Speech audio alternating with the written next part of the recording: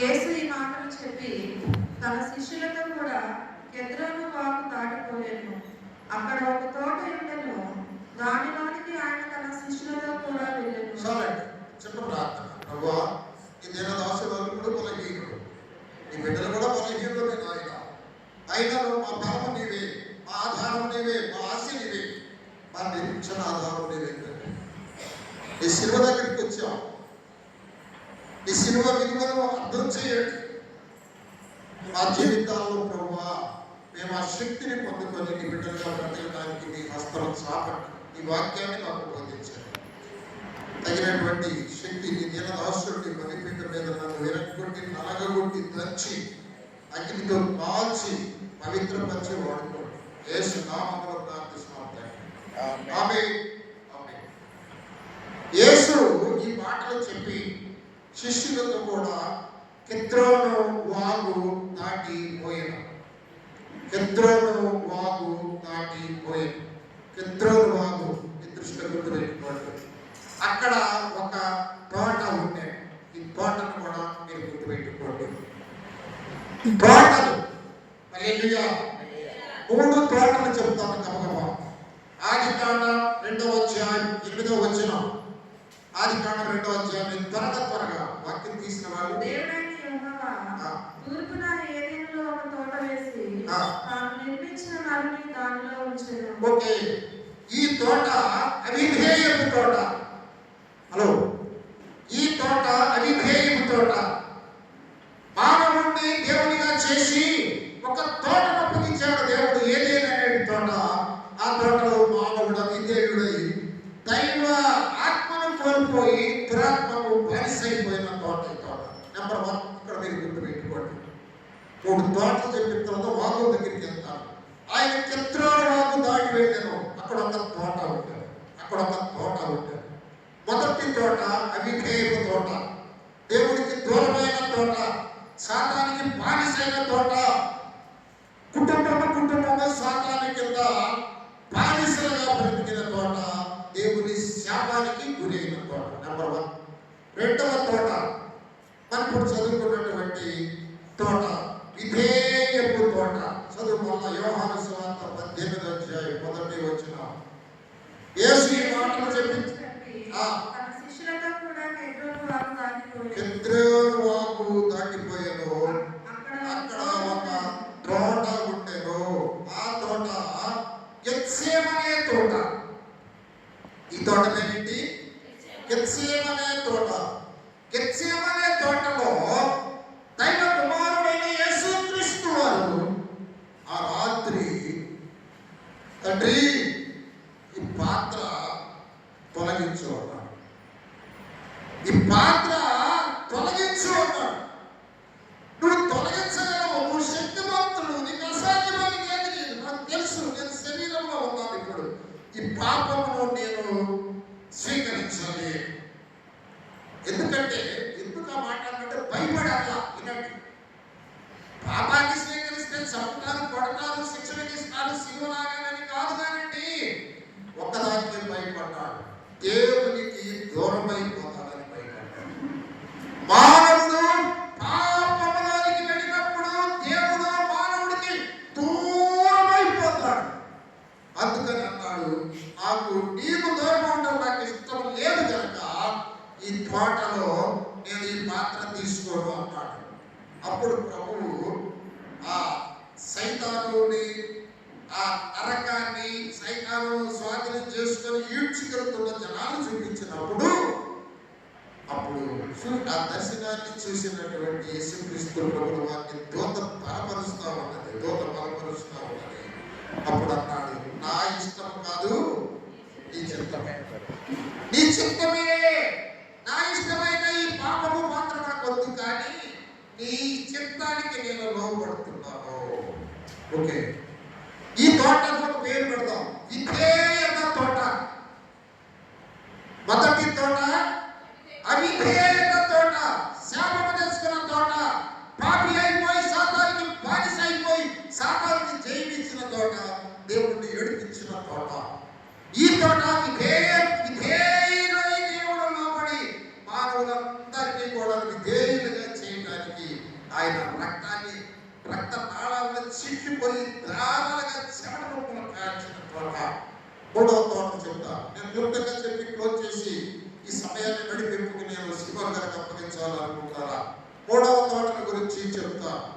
దేవునికి స్తోత్రము. హల్లెలూయా. యోహాను సువార్త 18వ అధ్యాయం, యోహాను సువార్త 18వ అధ్యాయం 41వ వచనం చదవండి.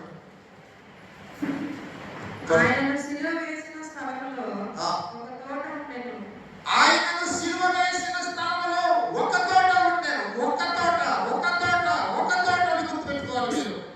మొదటి తోట అవిధేయపు తోట, రెండవ తోట గెత్సేమనే తోట, విధేయతను చూపించిన తోట. మూడవ తోట చదవమ్మా, చదువు. ఆ తోటలో ఎవడను ఎప్పుడూ ఉంచబడని కొత్త సమాధి ఒకటి ఉండెను. ఆ సమాధి సమీపంలో ఉండెను కనుక ఆ దినము యూదులు సిద్ధపరచు దినమైనందున చాలు. ఇది సమాధుల తోట. ఓ హల్లెలూయా, హల్లెలూయా, స్తోత్రం. ఇది విజయపు తోట, మూడు తోట. మీరు ముందు పెట్టుకోండి. ఒకటి మానవులు ఓడిపోయిన తోట, దేవుడు బాధపడ్డ తోట, సాతాను జయించిన తోట. రెండవ తోట దేవుడే విధేయుడై మానవుడిని విధేయత మీకు విధేయులబట్టి మీకు జీవిస్తానని ఆయన లోబడి రక్తాన్ని చిందించి పాపాన్ని స్వీకరించిన తోట. మూడవ తోట సమాధిని, మరణాన్ని, పాతాళాన్ని, శాపాన్ని జయించి వాడిని ఒక్కలుగా వాడి ఎముకలు ఎనగొట్టి తోలుతో సహా కుట్టి అక్కడ పడేసినటువంటి తోట. మీరు అనుకుంటున్నారేమో సాతాను ఏదో బలవంతుడని. వాడు ఎనగొట్టి చంపబడిన వాడు. సిలువలో యేసయ్యను చంపారనుకుంటా, లేదు, సిలువలో సాతాన్ని ఎనగొట్టాడు దేవుడు. ఆయన ఎముకల్లో ఒక్క ఎముక కూడా విరగలేదు. యేసయ్య ఎముకల్లో ఒక్క ఎముక కూడా విరగలేదు. సాతాన్ని గుల్ల చేసి మూట కట్టి పెట్టాడు. కాకపోతే వాడు ఆత్మ కనుక వాడేదో కూర్చొని లేస్తే మనిషిని కాదు అంటున్నాడు ఆ మూటలో ఉంది. ఆ దానికే భయపడి మానవుడు వాడి లోబడిపోతుందా. నా ప్రభువు జయించిన వాడు. ఇక రెండు మాటలు నేను వాగుల గురించి చెప్తాను. కెద్రోను వాగు దాటి మళ్ళీ 19వ అధ్యాయం 1వ వచనం చదవండి. యోహాను సువార్త 18వ అధ్యాయం 1వ వచనం. యేసు ఈ మాటలు చెప్పి కెద్రోను వాగు దాటిపోయి, కెద్రోను వాగు గురించి రెండు మాటలు చెప్తాను. మీకు అర్థమవుతానని చెప్తా. ఒకసారి 2వ సమయాల గ్రంథం 15వ అధ్యాయం 22వ వచనం చదవమ్మా. 2వ సమయాల గ్రంథం 15వ అధ్యాయం 22వ వచనం. అందుకు దావీదు నీవు రావచ్చునని ఇత్తయితో శ్రమించిన కనుక ఇత్తిలోని ఇత్తయిను అతని వారందరూ అతని కుటుంబీకులందరితో సాగిపోయి. 22వ దినవృత్తాంతాల గ్రంథము 29:16 చూడండి ఒకసారి. 2వ దినవృత్తాంతాల గ్రంథం 29:16. పవిత్రపరచుటకై యాజకులు యెహోవా మందిరపు లోపలి భాగమునకు పోయి. ఎక్కడికి ఇచ్చారు యాజకులు? యెహోవా మందిరమునకు లోపలి భాగమునకు వచ్చి చదువు. యెహోవా మందిరంలో తమకు కనబడిన నిషిద్ధ వస్తువులన్నిటినీ, అక్కడ నిషిద్ధ వస్తువులు ఉంటాయి చాలా. స్తోత్రం, హల్లెలూయా.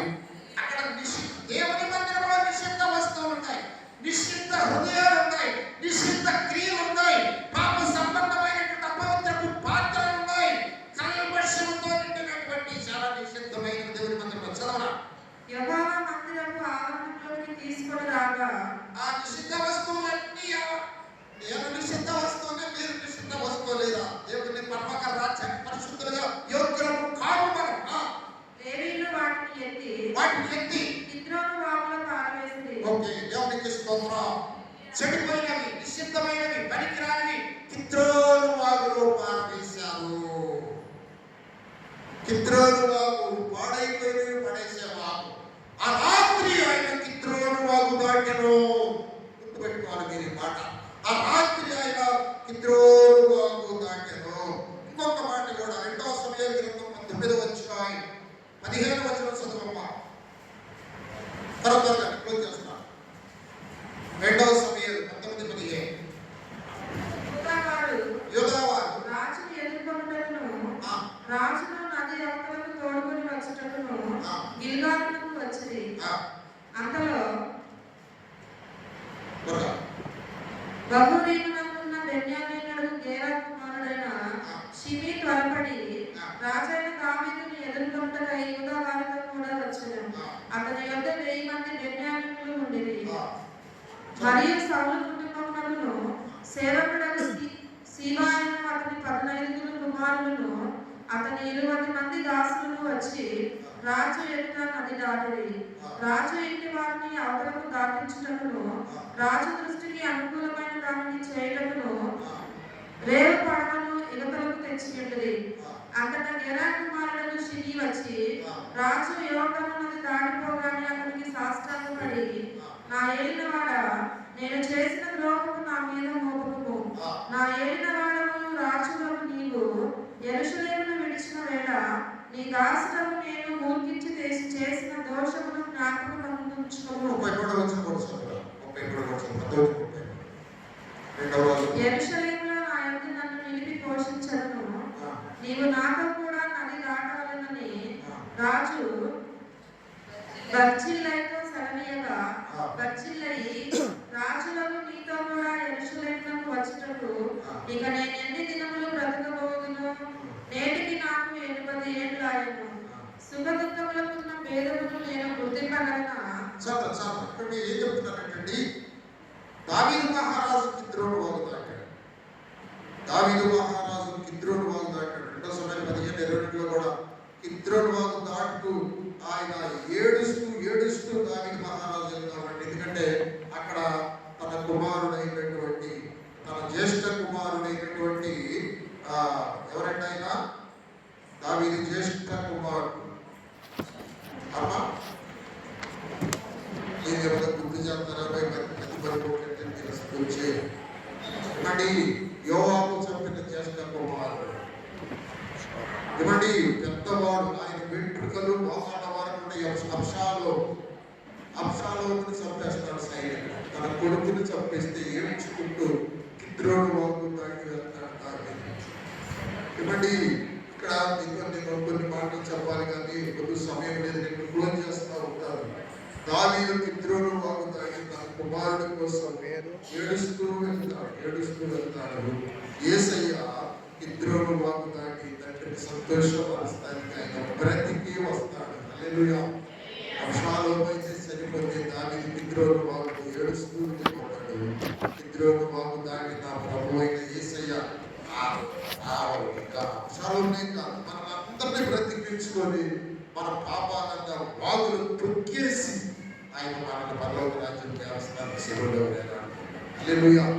నేను ప్రసంగం చేయటం కాదు కానీ మీరు మాట్లాడేటప్పుడు యేసయ్య మన కోసం ఏం చేశాడు?